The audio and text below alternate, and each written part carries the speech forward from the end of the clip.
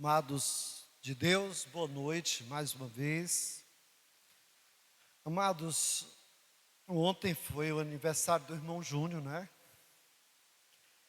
Eu estava lá na porta dele, mas eu tive que me retirar rápido porque alguém chegou na minha casa e eu precisava atender. Mas eu disse para ele uma coisa: há 19 anos ele preside o meu aniversário com muita graça, muita compaixão e muito amor. E eu me ausentei do dia da festa dele, né? Mas, irmão Júnior, nós o amamos. Você é bênção.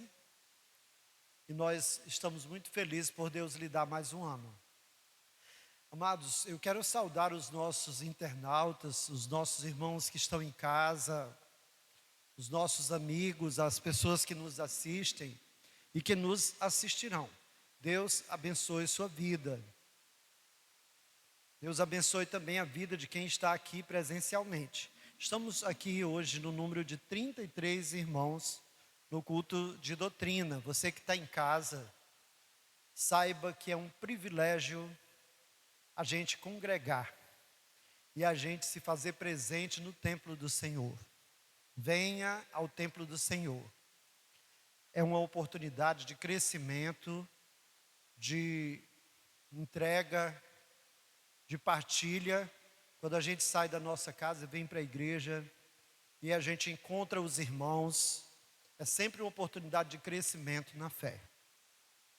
Irmãos, no próximo domingo, às 8 da manhã, nós vamos realizar aqui o culto administrativo. Você que está presente e você que está aí nos ouvindo pela internet, nos ouvirá, vocês estão convidados a estar aqui. A nossa pauta está aí com o movimento de membros, relatórios e o anúncio de eventos que se realizarão. Será breve e nós contamos com a presença dos irmãos. Por favor, agendem e não se ausentem, mas venham. Irmãos, nós vamos orar. Senhor, obrigado pela tua palavra. Te peço a tua bênção para a igreja.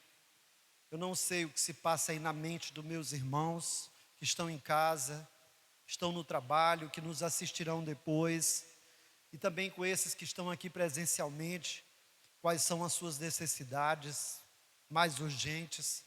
Mas pedimos que o Senhor venha consolar as mentes e os corações nessa ocasião e venha conceder graça e ânimo, e que os irmãos, nós aqui, possamos abrir o coração e a mente para a tua palavra, e que o nosso coração não se endureça como endureceu dos judeus, e todo dia liam a tua palavra, celebravam os cultos, mas a palavra não os transformava. Pelo contrário, eles endureciam cada vez mais. Senhor, que isso não aconteça conosco, mas que ao ouvirmos a tua voz, a gente se quebre, se dobre, chore os nossos pecados e que haja arrependimento sincero. Que assim seja, em nome de Jesus, amém. Irmãos, hoje nós vamos tratar aqui em Romanos capítulo 8, versículos 8 a 10. Vida cristã é uma vida onde há uma guerra dentro de cada cristão.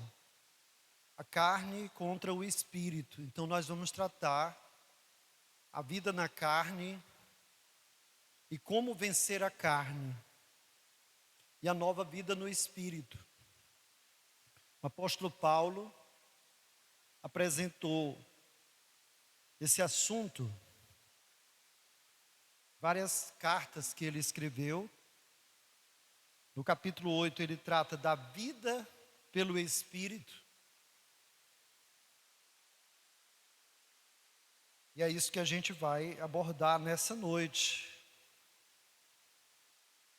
Porque, em contrapartida, a vida no Espírito é a vida que está presente, é real na vida dos filhos e das filhas de Deus. Mas os filhos e as filhas de Deus, todo dia, nós somos tentados a nos afastar do plano que Deus tem na sua palavra, e fazer a nossa própria vontade. Então, nós vamos aprender aqui nessa noite que uma das formas de vencer a carne é pela mortificação dela. Quando a gente trata de carne, a gente não está tratando do nosso corpo físico, irmãos. Nós estamos tratando da natureza pecaminosa que existe em nós, uma tendência da gente descer e descer e descer e fazer o que é mal, o que é perverso, o que é contrário à vontade de Deus. É a nossa natureza adâmica, aquilo que a gente herdou de Adão, que está presente ainda em cada um de nós, enquanto nós vivermos nessa terra, embora nós tenhamos as primícias do Espírito. Vamos ler aqui. Eu quero pedir a atenção de vocês agora. Se você está com o celular ligado, desliga, fone de ouvido, conversa, vamos parar e vamos ouvir aqui a palavra, tá bom?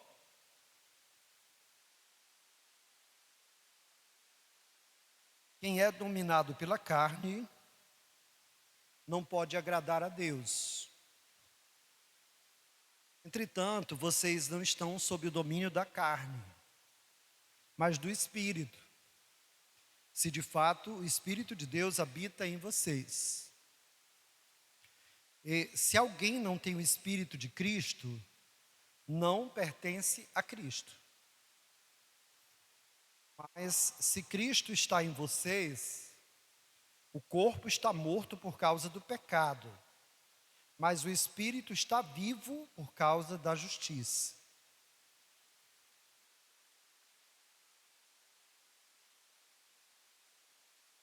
Vamos dizer o versículo 8 juntos? Outra versão. Portanto, os que estão na carne, mais uma vez,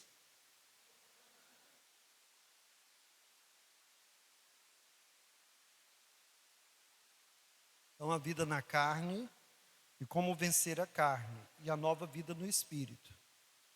Irmãos, o apóstolo Paulo, escrevendo à igreja de Corinto, no capítulo 3, ele fala do homem natural, aquele que não conhece a Cristo, que não nasceu de novo.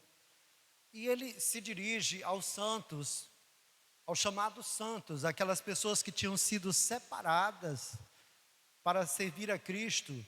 Lá em Corinto, ele chama também essas pessoas, ele diz assim: mas vocês, eu falo a vocês, eu escrevo a vocês como carnais, né? Como crianças em Cristo. E eles admoestam os irmãos daquela igreja a que eles se apoderassem de uma nova mente, de um novo comportamento, de uma nova linguagem, de uma nova maneira deles se relacionarem entre si. Porque na igreja havia imoralidade, e havia briga, divisão, ciúmes. Uns diziam que eram de Paulo, outros de Apolo. Havia partidos dentro da igreja, e havia muita confusão. Sim, irmãos, porque a vida na carne, ela não propicia a comunhão. Quando a pessoa está na carne, ela dá lugar à carne, dá vazão à carne. Quando eu ou você, pode ser o pastor, pode ser a membresia, quando um de nós não mortifica a sua carne, quando não dá vazão à palavra de Deus, a gente começa então a dar lugar à nossa natureza depravada. E aí vai ter briga, né? Prestem atenção aqui à palavra, tá bom? Vamos estar ligado aqui, atento. Olha, quem está lá fora entra. Olha, então, quando a nossa natureza humana impera, aí tem confusão, tem briga, tem partidarismo, tem ciúme, né? E aí isso dificulta e impede a comunhão com Deus e uns com os outros, certo? Então a gente traz essa reflexão hoje, no capítulo 8 de Romanos, que começa dizendo assim: portanto agora já não há condenação para os que estão em Cristo Jesus, porque por meio de Cristo Jesus, a lei do Espírito de vida me libertou da lei do pecado e da morte. Então, a natureza humana, que é chamada de carne, aqui na Bíblia, com seus instintos depravados e perversos, a natureza adâmica, que não quer Deus, né? Vale-se dizer que a natureza nossa humana não quer Deus, não quer ler a palavra, não quer meditar na palavra. A carne não quer orar. Você já experimentou orar meia hora de joelhos? Quantos pensamentos não vêm na sua mente, quanta coisa, quanta perturbação não aparece para você se levantar e deixar de orar? Como parece uma eternidade. Você já viu como é difícil uma pessoa que não tem o hábito de ler a Bíblia, crucificar a carne para ler a Bíblia? Irmãos, quando se torna um hábito, a pessoa vive comendo a palavra. Tudo bem que eu fico falando aqui em algumas pessoas, eu não quero que vocês me entendam mal.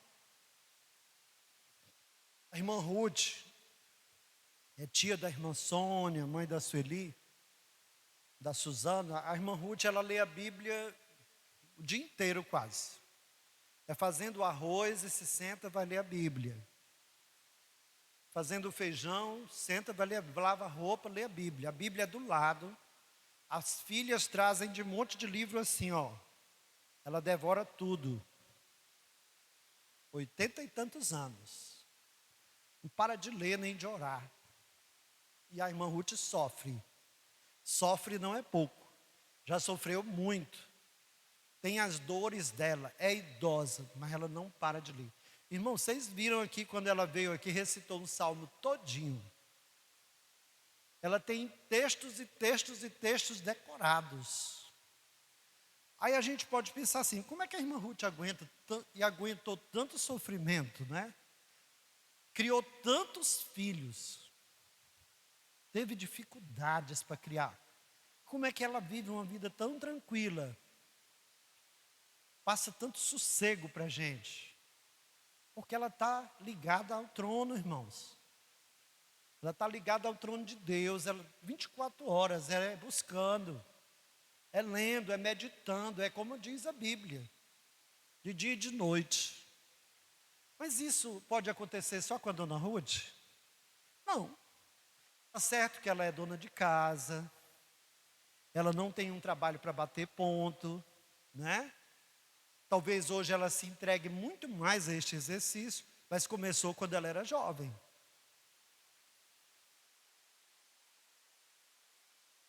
Então, os que estão em Cristo, nós somos capacitados, né, de lutar contra as obras da carne.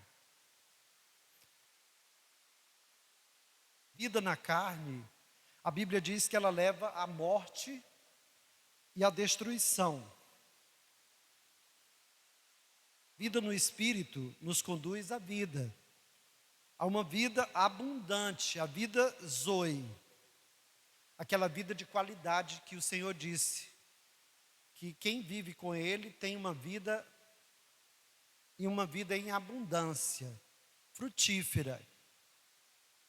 A vida no Espírito nos permite adorar a Deus verdadeiramente.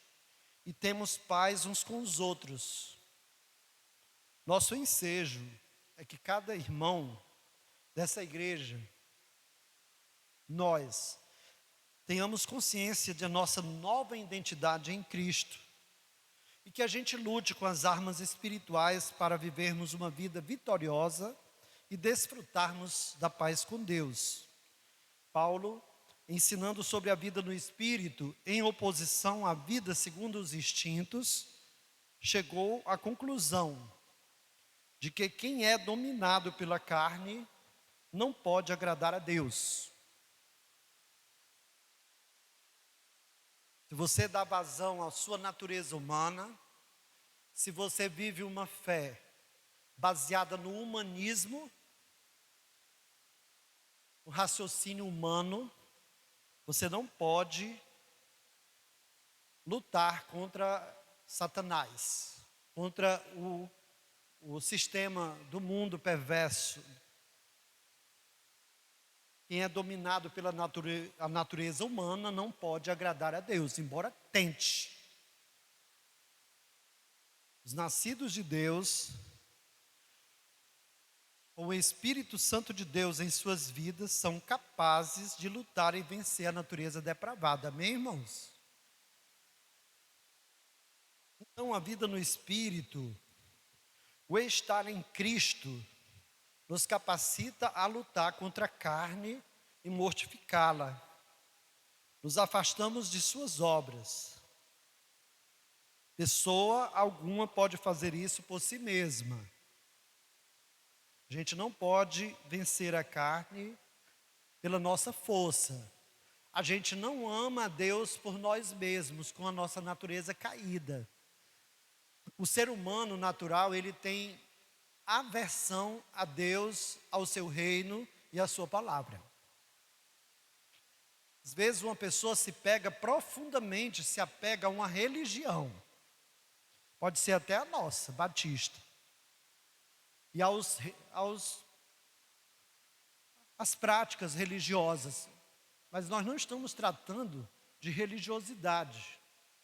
A religiosidade não salva. O que salva é o nascer de novo, irmãos. A pessoa diz assim, não, eu amo estar na igreja, no culto de domingo, no culto de terça, eu dou o dízimo. Mas você tem que ver se isso é só religiosidade. Você se acostumou, satisfaz o seu ego, a sua mente. O que Deus espera de nós é que a gente o ame. Que a gente tenha um relacionamento pessoal com Ele. O seu negócio, irmão, é com Deus. É lá no secreto do seu quarto. É na intimidade, na sua consciência. Nós vamos ver que a vida no Espírito também é uma vida que a pessoa tem uma boa consciência. Uma consciência lavada. Uma consciência limpa. Tranquila. Porque essa pessoa desfruta da paz do Espírito. Da paz com Deus.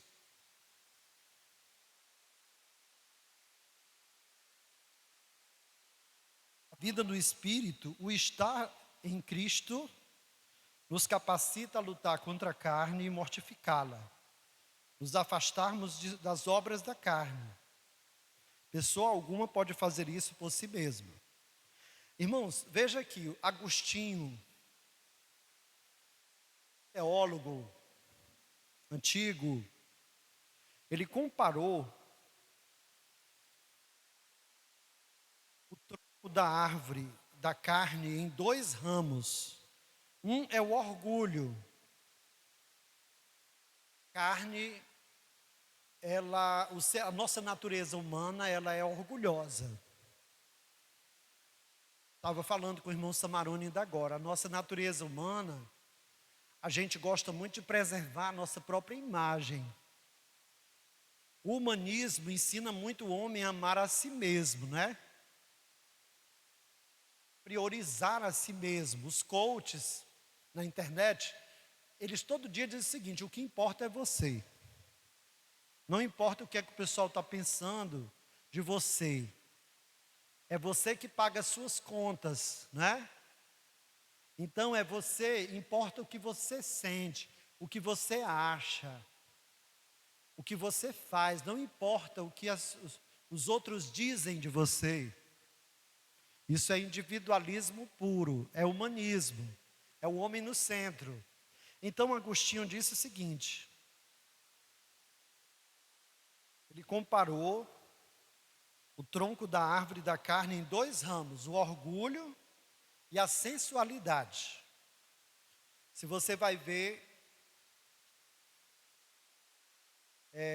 todas as obras da carne que são citadas na Bíblia começam com a prostituição, com o adultério.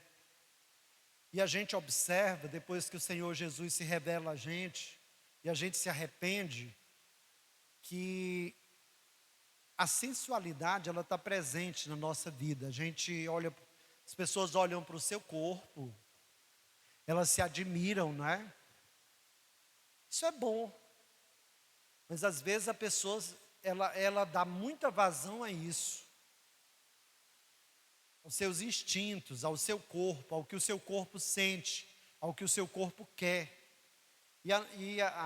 Toda a cultura está manchada pelo pecado. Então, a questão da sexualidade que Deus criou para acontecer entre o homem e a mulher, no contexto do casamento, para procriação, para prazer dos dois, para comunicação, ela foi deturpada. E aí vem todos os pecados relativos à natureza, à questão da sexualidade.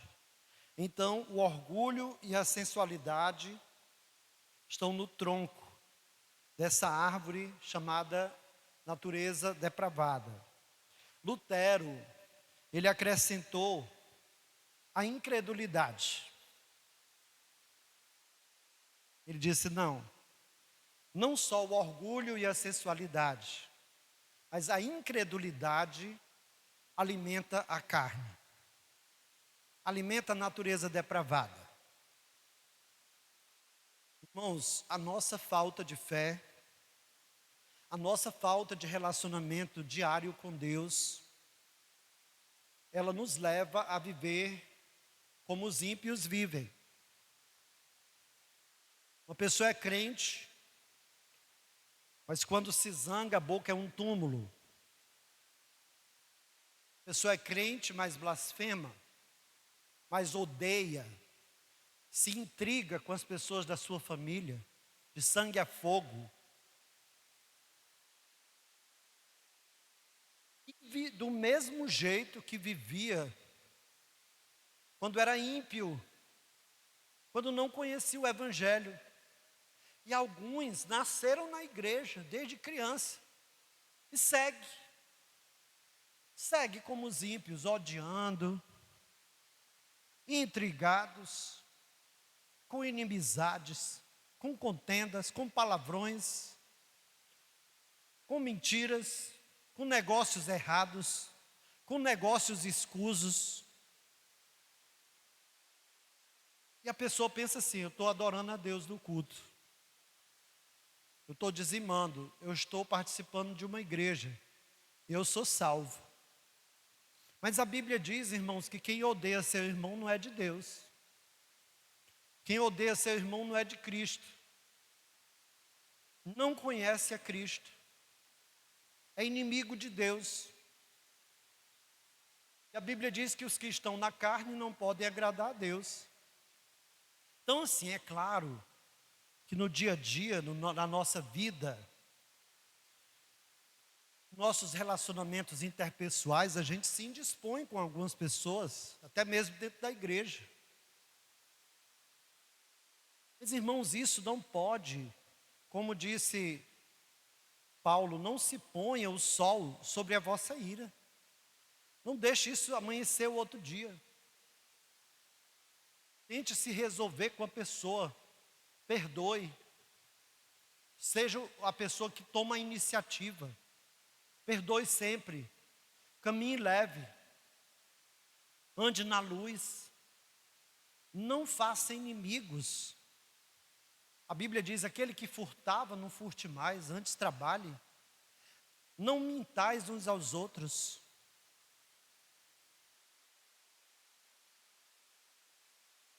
E aí tem uma série de recomendações bíblicas que nós temos que observar.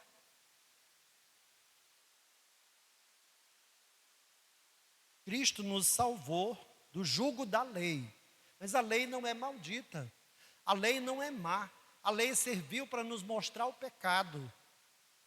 A gente precisa conhecer a lei e ver quanto Jesus nos perdoou. Mas debaixo da graça existem mandamentos e princípios que, se nós formos contra, a gente vai se dar mal diante de Deus e diante do mundo. Então, Lutero acrescentou a incredulidade como a raiz principal que sustenta o tronco com seus ramos. Veja só, quando uma pessoa está em pecado, ela mergulhou na incredulidade, primeiro. Depois ela deu lugar ao orgulho e à sensualidade. E aí ela gerou o pecado que vai levá-lo à morte. A morte dos relacionamentos, a morte da sua comunhão com Deus, a morte na sua relação com as outras pessoas. Vai atrapalhar a comunhão. Somos, Larry Crabb, um escritor muito famoso, um escritor cristão, ele diz assim, num dos seus livros: somos como crianças que brincam numa floresta ao pôr do sol, longe de casa, em desobediência às ordens solenes dos pais. Crianças brincando longe de casa, o sol se pondo. Os pais disseram: não vão para a floresta de tarde. Não se ausentem de casa. E as crianças estão lá na floresta. E o sol está se pondo. Em desobediência às ordens do pai. Então, as crianças são tomadas de um temor crescente, não é? Elas dizem assim: está ficando de noite. E o papai e a mamãe disseram que a gente não viesse para cá.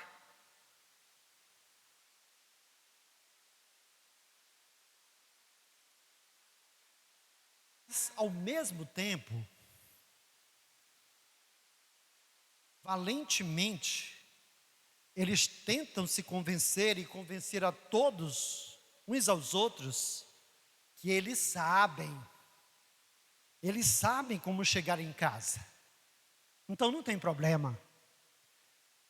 Então isso nos fala da nossa carne, no que ela alimenta em nós, da independência de Deus, entende? A gente sabe que Deus diz: não faça isso, não faça aquilo, você vai se dar mal. Se você seguir por esse caminho, você vai se perder. Mas nós, na nossa consciência pecaminosa, a gente diz: eu posso ficar, porque eu sei o caminho de casa. Desobediência, foi isso que aconteceu com Adão. Deus diz: se você comer, você morrerá. Mas a serpente disse assim: vocês certamente não morrerão. Vocês vão ficar como Deus, conhecendo o bem e o mal. Despertou neles o desejo, a curiosidade, a vontade de transgredir. Ainda hoje Satanás faz a mesma coisa com os seus filhos. Por que não? Por que não fazer a vontade, os meus desejos? Por que não fazer o que os meus amigos estão fazendo? Por que não curtir? Por que não seguir a onda do humanismo? O que é que o humanismo diz? Curta adoidado. Porque a vida é só essa. Aproveita teu dinheiro. Bebe todas, fuma, curte, viaja, trai o teu cônjuge, dá vazão a todos os teus prazeres, porque a vida é só hoje, amanhã não nos pertence. Irmãos, e essa mensagem vocês sabem que está distorcida. Porque na mensagem humanista esconde a questão seguinte: eu vou me indispor com Deus, porque Ele é santo, e eu, sujo, pecador, imundo, eu não vou poder chegar à presença de Deus sem que eu confesse, sem que eu me arrependa, sem que eu me humilhe, e em meio a tudo isso vai ter muita dor e muito sofrimento para mim e para os outros, entende? O humanismo esconde essa parte.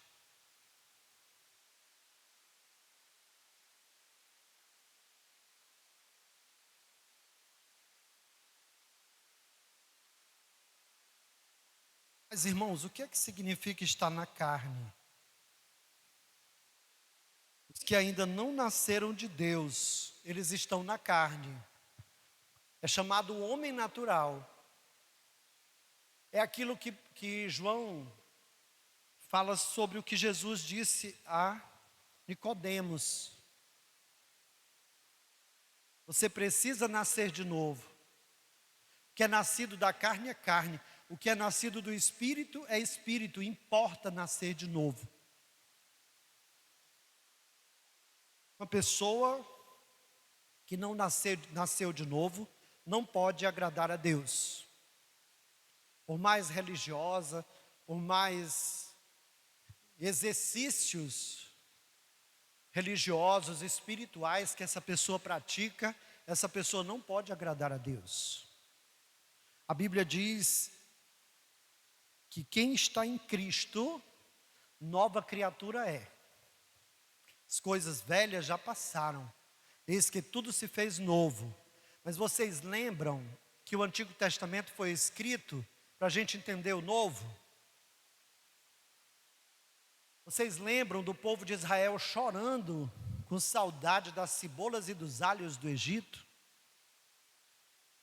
Quando eles estavam no deserto, eles não vislumbravam o futuro, eles tinham saudade do passado. Eles diziam: quem nos dera morrer lá no Egito, morrendo de trabalhar, mas a gente tinha comida à vontade, a gente tinha água, a gente tinha palha para os nossos animais, e nós estamos perecendo nesse deserto.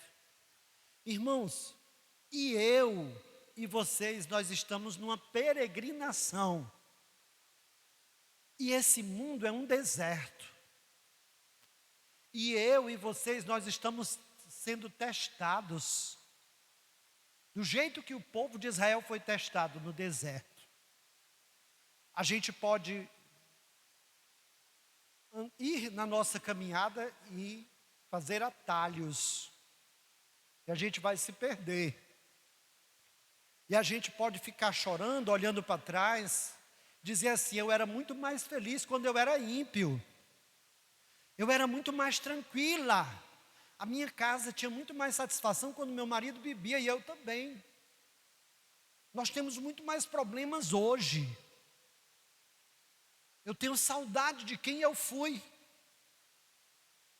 E essa tendência, ela esteve presente no povo de Israel, e essa tendência amargurou muito o coração de Deus.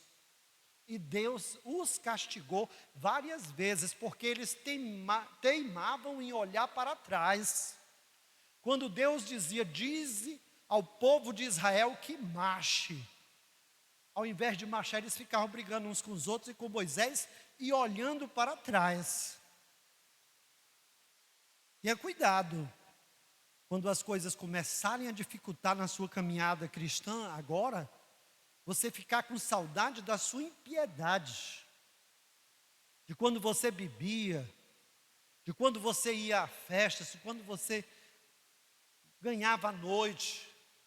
Vocês sabiam que tem muitos crentes que ficam nessa saudade? E falam do passado com gosto. Rapaz, quando eu vivia no mundo, eu fiz isso, fiz aquilo. Perigo de queda. No dia que um crente começa a falar com saudade das prostituições, dos adultérios e das farras que ele fez, ele já está no caminho da morte, ele já está no caminho da queda. Exorte, admoeste um crente, ou ao seu próprio coração, quando você começar a ter saudade do seu passado podre, quando você começar a falar com gosto da imundície que você vivia, você está no caminho da queda.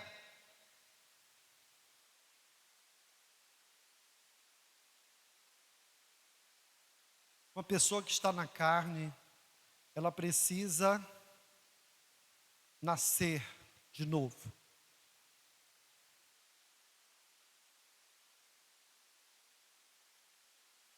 Ela precisa nascer de Deus.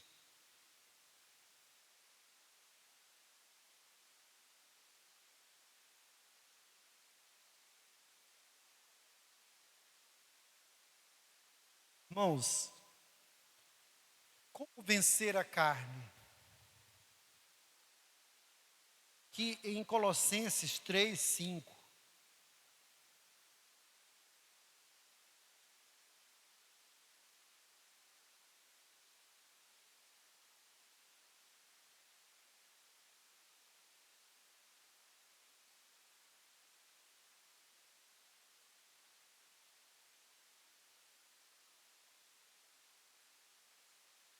Colossenses 3:5, diz assim, ó: assim façam morrer tudo que pertence à natureza terrena de vocês: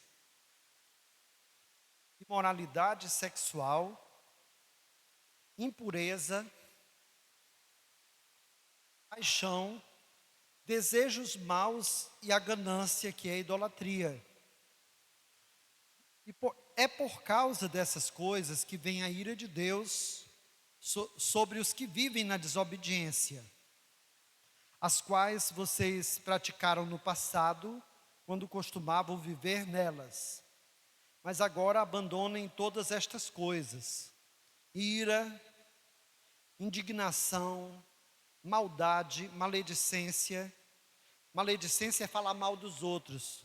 Irmãos, como é difícil para alguns de nós a gente não falar mal dos outros. Você já prestou atenção? Mal dos filhos, falar mal dos filhos, falar mal do nosso vizinho, do nosso cônjuge. Se a gente não cuidar, a gente começa através de críticas. Quem fala mal dos outros é porque muitas vezes está revelando uma autoestima baixa. Toda vez que você olhar por defeito dos outros, toda vez que nós ficarmos querendo falar mal das pessoas, a gente deve primeiro olhar para dentro de nós e para dentro da nossa casa. Irmão, se a gente cuidar da nossa vida e cuidar da nossa casa, nós já vamos ter trabalho de sobra. Concorda comigo? Porque nós temos dois olhos direcionados para as pessoas e a gente é muito tentado a julgar temerariamente. Nós podemos julgar, sim. Os filhos de Deus julgarão o mundo. Mas nós temos que ter cuidado, porque nós podemos julgar temerariamente, pelo que a gente deduz, pelo que os outros falam. Então é melhor a gente orar, às vezes, por alguém que está nos incomodando, por alguém que está fazendo as coisas erradas, a gente pedir misericórdia e pedir por nós mesmos. Porque aquela pessoa que está no erro, ela já está sendo castigada. Concorda comigo? Uma pessoa que está no pecado, ela já está levando peia. Agora é claro, a igreja não pode fechar os olhos diante dos erros dos seus membros. Precisam ser disciplinados, precisam ser eliminados quando não querem arrependimento, quando não se dão ao arrependimento. Mas a pessoa que está em pecado, ela já está em profundo castigo e desobediência e dor. A gente precisa orar pelos fracos, pelos que escandalizam, pelos que estão vivendo fora do padrão de Deus, mas eles já estão vivendo o inferno na terra. Ou você acha que não? Irmãos, uma pessoa viver sem comunhão com Deus, sendo crente, é como você está com uma crise asmática. Você já viu alguém numa crise asmática? O peito fica piando, a pessoa fica procurando ar e não acha. Eu já tive um irmão asmático, eu passava a noite me revezando com a minha mãe para balançá-lo. E ele sem ar, sem ventilador no interior, e a gente dando chá e orando, e a noite passava, e o meu irmão sem ar. Essa é a situação de um crente em pecado. Ele está sem oxigênio, ele está como se a cabeça tivesse separada do corpo, ele está angustiado, ele está de mau humor, ele está sofrendo. Que a gente não piore a vida de alguém que está em pecado, mas que a gente, não que a gente concorde com essa pessoa, mas que a gente clame a Deus para essa pessoa se arrepender e voltar ao caminho do Senhor. Porque uma vida sem comunhão com Deus, na vida de um crente, irmãos, já é uma morte. É como se a pessoa já estivesse morrendo aqui na terra. Mas, irmãos, as obras da carne, a Bíblia diz que elas são conhecidas. Aqui em Gálatas 5:19. Abra sua Bíblia em Gálatas. Gálatas 5:19.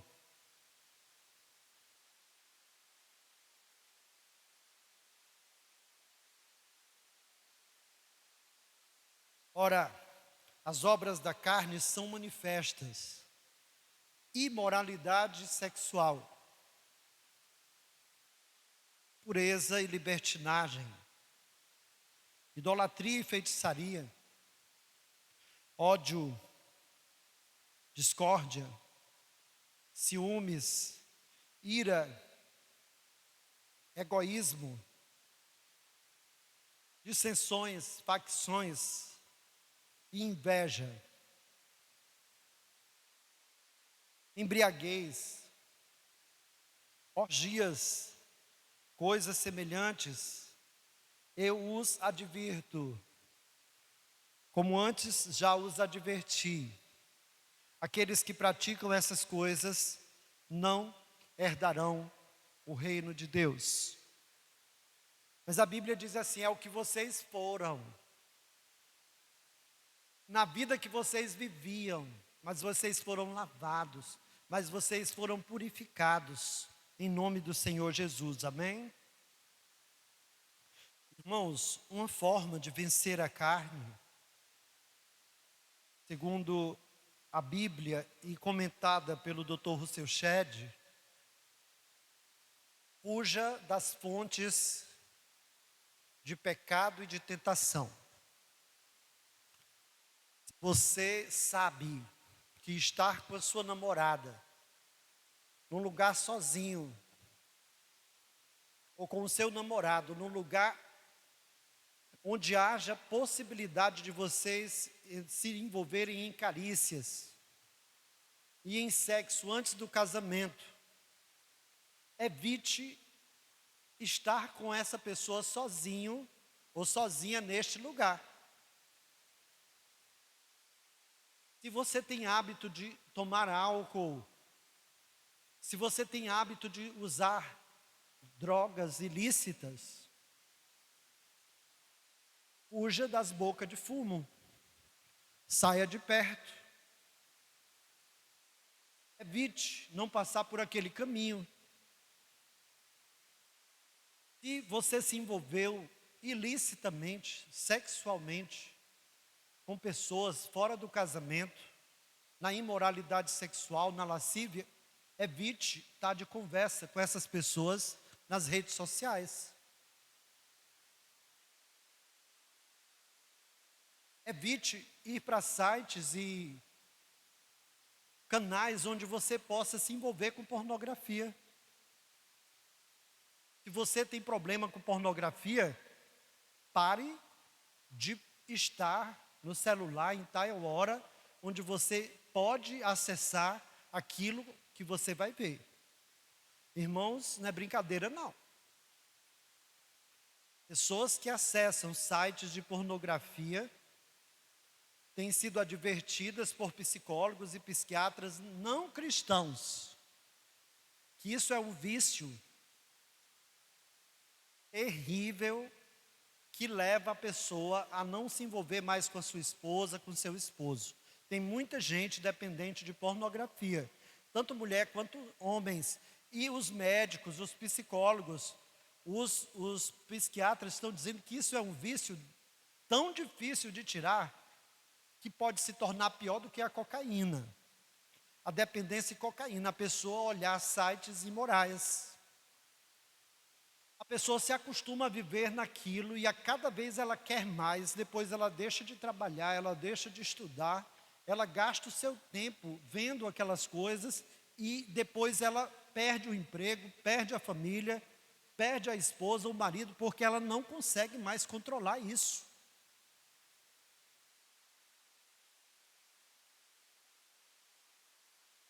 Irmãos, Paulo, escrevendo a Timóteo, ele falou da necessidade da gente viver com uma boa consciência, né? Se a sua consciência, você tem uma má consciência, uma imagem ruim de você mesmo, você sente que está em pecado, está em desobediência contra Deus, você está se sentindo, como eu disse, numa crise asmática, sem ar, sem oxigênio espiritual, e você não reage, não procura ajuda, e a sua consciência cada vez vai ficando mais necrosada, mais calcificada, mais difícil de entender a vontade de Deus, de se dobrar diante de Deus. Clame a Deus, procure ajuda. Não deixe que a má consciência tome conta de você. E que você se afaste do povo de Deus. Você se afaste da igreja, se afaste de Deus. Para viver entregue ao pecado. Porque, irmãos, isso é uma crescente. A vida na carne é uma crescente e leva à apostasia, leva ao desvio. A mente fica cauterizada. A mente cauterizada é aquela mente morta, onde o Espírito Santo já não acusa, não é que o Espírito Santo acuse, a pessoa não sente mais a inquietação porque errou, a inconformação pelo erro, a pessoa não sente mais que aquilo é errado.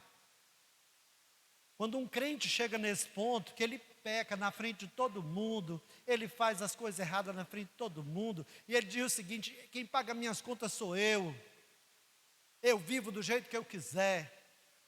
Essa mente está cauterizada. Quando se cauteriza uma ferida, queima, né? Corta os pedaços de carne podre que estão por ali e queima ao redor. Isso é uma cauterização. Uma mente queimada, uma mente cauterizada, uma mente que não sente mais o pecado, não sente mais dor pelo pecado, não chora, não se entristece, não clama a Deus. Isso é uma má consciência. Fuja da má consciência. Procure ter uma boa consciência de Deus. Esteja atualizado. Atualizada, quer dizer, confesse seus pecados a Deus. Se for possível, abra seu coração para alguém da sua confiança. Peça socorro, peça para essa pessoa orar por você. Porque quanto mais a gente esconde o mal e o pecado, mais ele cresce. Ela é uma semente que cresce com a raiz lá para dentro, para baixo. Mas um dia ela brota mais forte. Então é muito necessário a pessoa também se render a Deus. Se render a Cristo, pedir misericórdia, chorar, abrir o coração e abandonar o mal. Como diz a Bíblia, retira o teu pé do mal. Te afasta das fontes do pecado, onde você vai beber da água podre, do chiqueiro do porco. Te afasta. Por último, queria pedir para vocês abrirem em 1 Pedro capítulo 2. Aliás, 2 Pedro 2. É a última parte.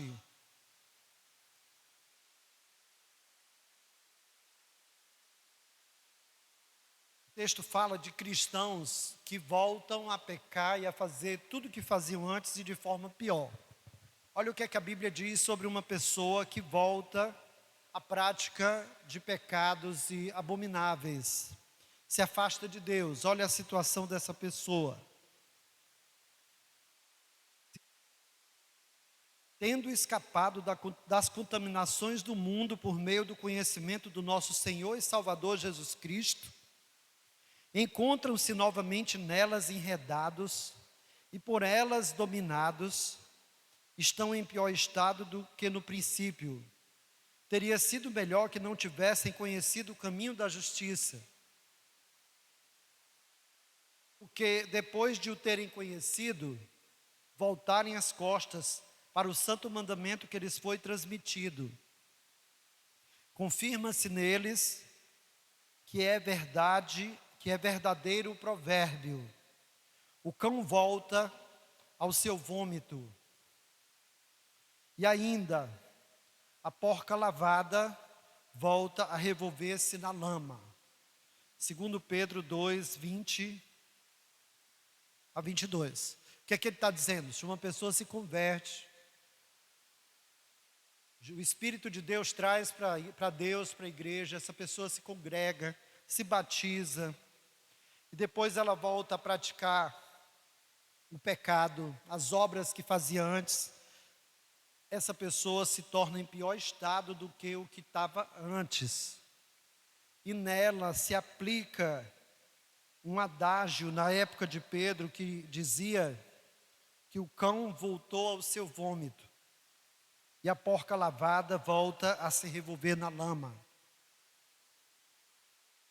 Que Deus nos ajude, que a gente possa entender, irmãos. Eu gostaria que vocês saíssem daqui entendendo que quem está em Cristo, nova criatura é.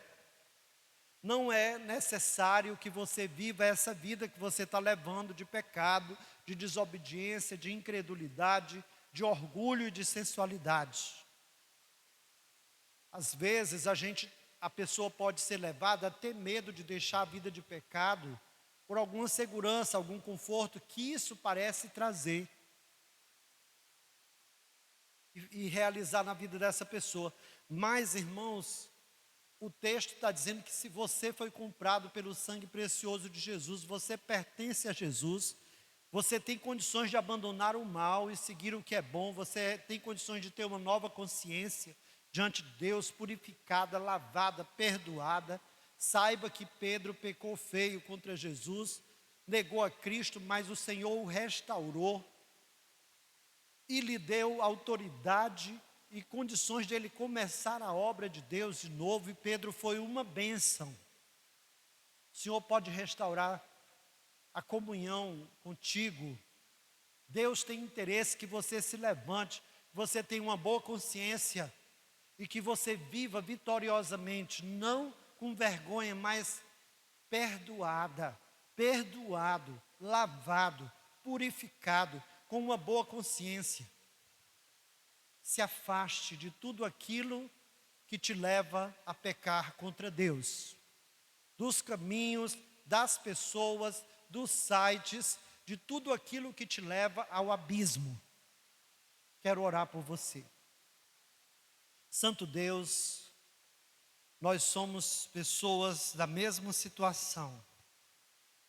Nós somos carentes, Senhor, da Tua mão forte para nos tirar do abismo, da nossa carne, do cativeiro que nós vivíamos antes e que nós teimamos muitas vezes a voltar para pensamentos, para atitudes de destruição, para caminhos de errados, como a Tua palavra diz. Há caminhos que ao homem parece direito, mas são verdadeiros caminhos de morte. Senhor, que nós não nos enganemos, que não nos deixemos enganar, que a nossa mente não fique cauterizada, Senhor, mas que a gente possa ver o abismo, o perigo que nós estamos mergulhando e que a gente possa se agarrar nas mãos de Jesus, porque a Tua palavra diz que quem está com Cristo, nova criatura é. As coisas velhas já passaram, eis que tudo se fez novo. Quero deixar com você João 10, 27 a 29, porque quem te segura, quem te ajuda a perseverar, e a mim, não somos nós, não é a nossa religiosidade, não é a nossa força, mas é Cristo. Olha aqui, Jesus falou assim: as minhas ovelhas ouvem a minha voz. João 10, 27. Eu as conheço e elas me seguem. Eu lhes dou a vida eterna e elas jamais perecerão. Ninguém as poderá arrancar da minha mão. Meu Pai, que as deu para mim, é maior do que todos, ninguém as pode arrancar da mão de meu Pai. Eu e o Pai somos um.